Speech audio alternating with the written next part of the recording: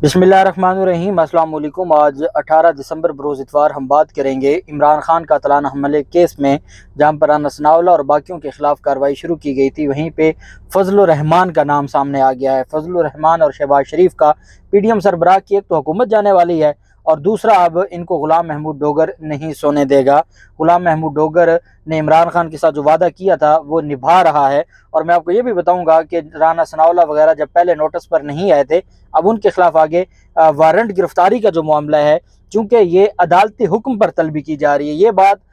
ज़रूर याद रखिएगा। चूंकि इसके ऊपर अनस नावला ने और मरियम औरंगज़ेब ने एक प्रेस कॉन्फ्रेंस की है कि हमें जी इंतकाम का निशाना बनाया जा रहा है। उनको इंतकाम का नहीं निशाना बनाया जा रहा, उनको on the basis of the order of justice of peace उसकी बुनियाद पर बुलाया जा रहा है। उसकी तफसील मैं आपके साथ शेयर करूंगा। साथ हम बात करेंगे इमरान खान ने लिफाफा खोर मीडिया और फ्राडिया जो ग्रुप है शरीफ खानदान का, उसके खिलाफ ना सिर्फ दुबई में, यूएई में, दूसरी तरफ यूके में और अमेरिका में हद के इज़्ज़त के दावे दायर कर दिए। उसकी तफसील भी मैं आपके साथ शेयर करूंगा। और साथ हम बात करेंगे तोशाखाना रेफरेंस में जो तोशाखाना तहाइफ हैं, जो मुख्तलिफ हुक्मरान माजी में लेते रहे हैं, हमारे जो ब्यूरोक्रेट्स लेते रहे हैं, जर्नैल लेते रहे हैं, जजेस लेते रहे हैं, उसके हवाले से लाहौर हाई कोर्ट में बड़ी अहम पेशरफ्त सामने आई है और एक अहम कार्रवाई शुरू की गई। उसकी तफसील भी मैं आपके साथ शेयर करूंगा। पहले हम बात कर लेते हैं इमरान खान की जानिब से जियो टीवी के खिलाफ, शाहजेब खानजादा के खिलाफ और उमर फारूक ज़हूर के खिलाफ मुकदमात, हद के इज़्ज़त के मुकदमात दायर कर दिए गए हैं। पहले मैंने आपको बताया था कि उनकी जानिब से नोटिस जारी किए गए थे। हद के इज़्ज़त का जो कानून है वो हमें ये बताता है, ये मैं आपको सिविल हद के इज़्ज़त की बात कर रहा हूँ। एक तो वो डेफमेशन है जो क्रिमिनल इस्तगासा है, जो सेक्शन जिसको दफ़ा 500 कहते हैं, 501 पीपीसी का, एक तो वो है। एक इसकी सिविल रेमेडी है, एक क्रिमिनल रेमेडी है और एक सिविल रेमेडी है। सिविल रेमेडी में आप डायरेक्ट दावा फाइल करते हैं सिविल कोर्ट में और सिविल कोर्ट फिर उसकी बुनियाद पर आगे कार्रवाई करती है और वो मामला आगे चलता है और उसमें फिर हरजाना जो अदालतें हैं वो माफ़ी भी मांगना पड़ती है जो झूठ बोला गया है, और उस पर फिर हरजाना भी अदालतों की जानिब से जुर्माने के तौर पर लगाया जाता है। अरबों रुपए में, करोड़ों रुपए में ये लगाया जाता है जो मांगे जाते हैं। तो जब साबित हो जाए कि इन्होंने झूठ बोला था तो वो लगाया जाता है। उस पर अब इमरान खान की जानिब से पहले हद के इज़्ज़त की कार्रवाई की गई थी और नोटिस भिजवाए गए थे और उसमें सबसे अहम जो दावा है वो दुबई में है, क्योंकि ये जो काज ऑफ एक्शन है, जो ये सारा वकूआ है, ये दुबई का है। दुबई में इन्होंने ये फ्रॉड घड़ा और ये इतने बेशरम लोग हैं कि एक फ़्रॉड ये घड़ते हैं कि जी जुल्फ़ी बुखारी या जो फरहा गोगी है वो गई हैं। और एक तो मैं माजरत करता हूँ, अब मुझे क्योंकि वो फरहा गोगी का नाम बार बार आता है तो हमारी तो, और हमने तो आज तक मरियम नवाज़ को या मरियम नवाज़ कहा है या मरियम सफदर कहा है, तो हम तो बड़ी ख़वातीन की तो हम बहुत इज़्ज़त करते हैं और हमारे लिए बहुत ज़्यादा काबिल एहतराम है। कोई भी खातून है और कोई भी मर्द है, हर पाकिस्तानी शहरी, हर इंसान के लिए हमारे दिल में बहुत इज़्ज़त है।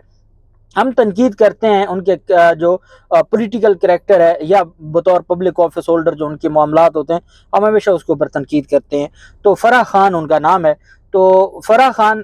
जाती हैं और कहा जाता है जी कि उन्होंने जाके वो सेल किया या उन्होंने जाके पैसे लिए, फिर वो सारे कैश में थे, वो सारा जो फ्रॉड शाहजेब खानजादा ने घड़ा। उसके बाद फिर वही जियो टीवी है जो कहता है जी ये घड़ी इस्लामाबाद में बेची गई है, घड़ी एक ही है। और ये तमाशा कितने अरसा से चलता आ रहा है और फिर कभी कोई वीडियोस, कभी इनकी जानिब से कोई मुख्तलिफ क्लिप काट काट के ऑडियोज़ बनाई जाती हैं। कोई इनसे पूछने वाला नहीं है कि कोई साबिक वज़ीर आज़म है, उसके घर की कौन जो करता रहा है, क्योंकि दुनिया में तो, पूरी दुनिया में जो दुनिया के महज़ब ममालिक है वहाँ तो इन चीज़ों पर क़यामत आ जाती है कि भाई ये कैसे हो सकता है कि मुल्क का जो चीफ़ एग्जेक्टिव है उसका घर ही महफूज नहीं है, कौन उसकी किसकी जानिब से ये रिकॉर्डिंग की जाती है, कौन इन सारे मामलात को देखता है। लेकिन बदकिस्मती है हमारे यहाँ, हमारे माशरे में अखलाकियात क्योंकि ख़त्म हो रही हैं और हमारी अखलाकियात तबाही की तरफ जा रही हैं, यही वजह है कि ऐसी चीज़ों को नहीं देखा जाता।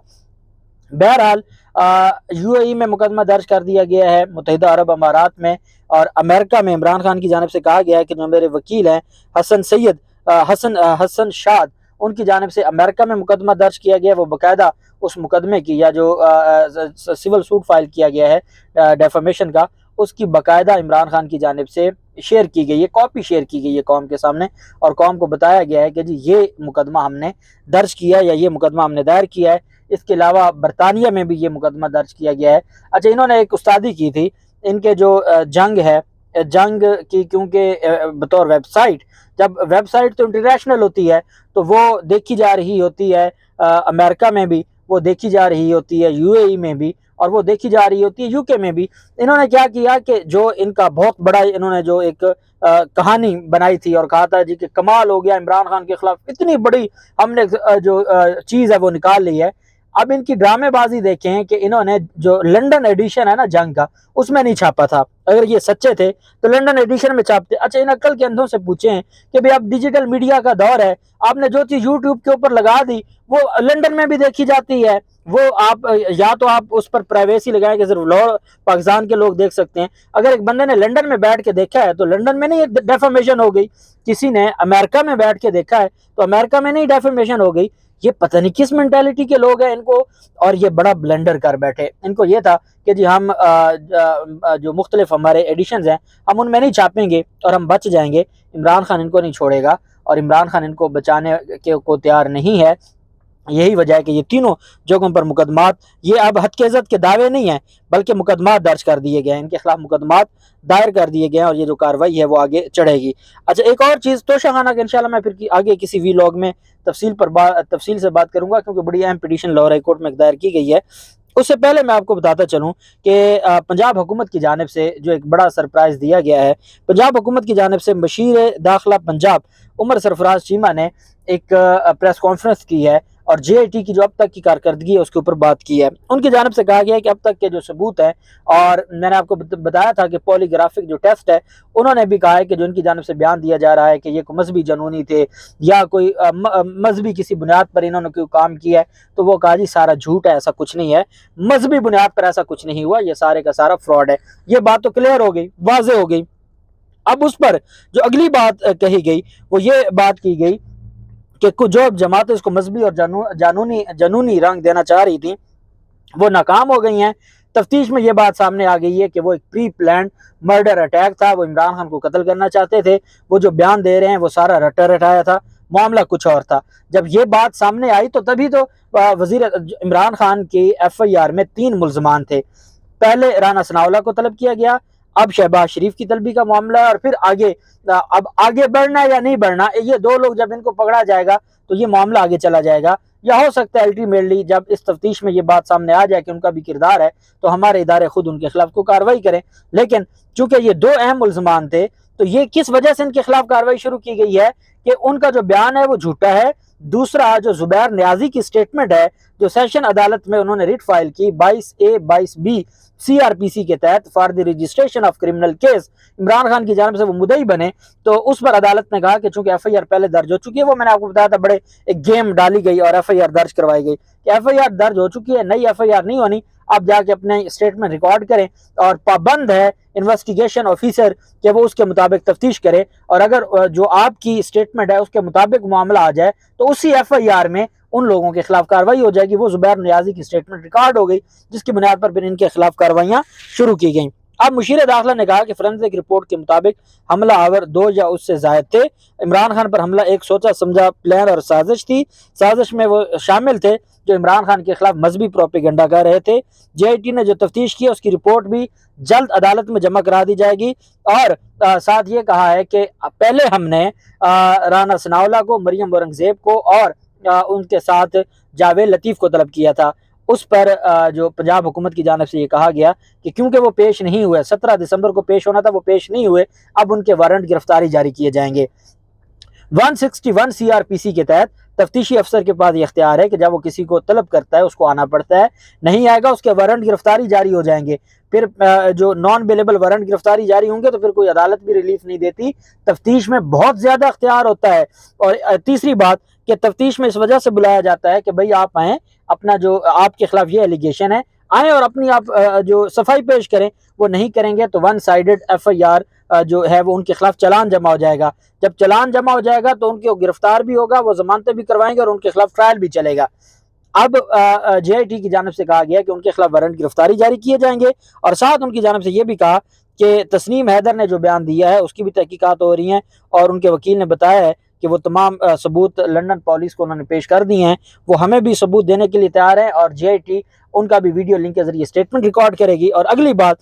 بات انہوں نے یہ کی کہ چونکہ اب یہ معاملہ سامنے آیا ہے کہ عمران خان کے خلاف جو ایک مذہبی منافرت اور پروپیگنڈا پھیلایا گیا اور ایک پری پلان طریقے سے منصوبہ سازی اور سازش کر کے انہوں نے یہ قتل عام کی کوشش کی ہے اور اس میں ایک معصوم شخص کی جان لے لی ہے، اس وجہ سے اب ہم نے فیصلہ کیا ہے کہ شہباز شریف کو، فضل الرحمان کو اور باقی 12 سیاسی افراد کو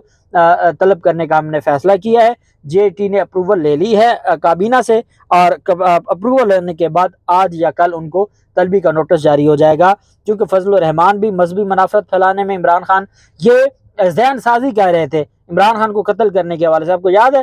ایک جو جمعیت علماء اسلام کے ایک رہنما نے جو کچھ کہا تھا، اور ایسے لوگوں پر اللہ پاک ایسے لوگوں کو اٹھا ہی لے کہ جو اپنے مخالفین کو قتل کرنے تک کی بات کرتے ہیں، اور ایسے لوگوں کو ہمارے قانون کو سخت سے سخت سزا دینی چاہیے۔ اب فضل الرحمان جو بچا ہوا تھا، فضل الرحمان جو تڑیاں لگاتا تھا، فضل الرحمان جو باتیں کرتا تھا، وہ ساری کی ساری اب اس کی زیرو ہو گئی ہیں، اور اب الٹیمیٹلی ان کے خلاف کارروائی شروع کر دی گئی ہے۔ یہ بہت بڑی ڈیولپمنٹ ہے، اور میں یہ سمجھتا ہوں عمران خان یہی چاہتے تھے۔ دیکھیں FIR ہونے سے کسی کو پھانسی نہیں لگ جانی تھی، ٹرائل چلنا تھا نا، ایک پروسیس چلنا تھا۔ اب وہ FIR والا کام جو نہ ہوا، وہ غلام محمود ڈوگر نے کرنا شروع کر دیا، اور وہ بیان ریکارڈ کر رہے ہیں۔ بیان انہوں نے عمران خان کا ریکارڈ کر دیا ہے، عمران خان کے تمام جو قریبی ساتھی ان کے بیانات ریکارڈ ہو گئے ہیں۔ ان کی روشنی میں جو اصل ملزمان جو عمران خان 3 لوگوں کو نامزد کر رہے تھے، ان میں سے 2 ان کو بھی طلب کر لیا گیا ہے، اور جو فضل الرحمان اور PDM سربراہ اور اس طرح کے لوگ ہیں جو عمران خان کے خلاف مذہبی منافرت پھیلا رہے تھے، ان کو بھی طلب کر لیا گیا ہے۔ اور یہ آگے معاملہ چلے گا جیسے جیسے تفتیش آگے بڑھے گی، اور یہ ان کا یہ کہنا ہے کہ ابتدائی تفتیش کی جو رپورٹ ہے وہ بھی آگے 1-2 دن میں پیش کر دی جائے گی، اور پوری دنیا دیکھے گی کہ غلام محمود ڈوگر نے کیا تفتیش کی ہے۔ چونکہ عمران خان کی جانب سے اس پر اعتماد کا اظہار کیا گیا ہے، اور ہماری جس دن ملاقات ہوئی تھی عمران خان نے یہ کہا تھا کہ مجھے JIT ایک چیز کے بارے میں بتا رہی ہے، تو انشاءاللہ امید ہے کہ یہ جو لوگ ہیں کم از کم کل کسی کے خلاف اس طرح کا جھوٹا پروپیگنڈا مذہبی منافرت پھیلا کے اس کی جان لینے کے لیے یہ جو سازشیں نہیں کریں گے۔ اللہ پاک پاکستان کا ہمیں ناصر ہو۔ بہت شکریہ۔ اللہ حافظ۔ پاکستان زندہ باد۔